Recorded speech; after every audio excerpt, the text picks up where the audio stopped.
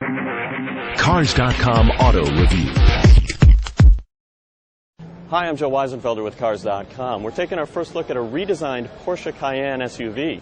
Now, there are those who say the first generation took a tumble-down, ugly mountain, then drove back up and went off the cliff again. To those people, there might be some relief in the redesigned version. Now, it's still bold, especially the turbo model here, but it's not quite as exaggerated as the previous model. And the way the headlights look kind of on top here makes it look more like a Porsche than it ever did.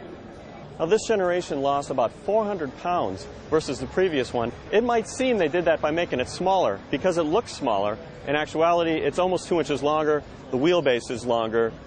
It just sits lower, looks sleeker, not quite as imposing. One interesting feature, I just like this rear spoiler. It's got this kind of shape to it, undulation, almost like a well-worn baseball cap. The interior in the Cayenne is actually much improved. There are still some cues from the previous version, like this handle here on either side, but the general center console shape is a lot more like that in the Panamera, so it's a new direction for them. I also really like the fact that a lot of the fake-looking, plasticky metal is gone. Now, this stuff isn't necessarily real metal, but it actually looks a lot more like real aluminum, and there's a fair amount of it. One thing I'm still not wild about is the very strange protruding shift buttons on the steering wheel spokes. Just weird and kind of plastic. Another new feature, the back seat now slides forward and back, which is actually really useful. When it's all the way back, I got plenty of leg room, even with the seat back, which is another inch or so. I got plenty of clearance. I'm about 6 feet tall. You can also now adjust the backrest to a few different positions. There does seem to be a shortcoming to this, though. When the back seat is folded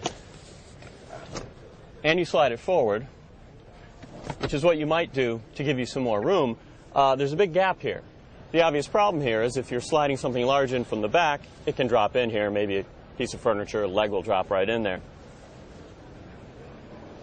Now, every version of the Cayenne is now quicker, more powerful than the previous one, but they're all roughly 20% more efficient based on European figures. There are no American figures yet. That's pretty good to begin with. And now there's also something new to Porsche, a hybrid version, which is another 20% more efficient than that. Compared to the V8 version, it gives about as much acceleration as the V8. So overall, changes in new generation, pretty positive, more efficient, more powerful, more roomy. How can you lose?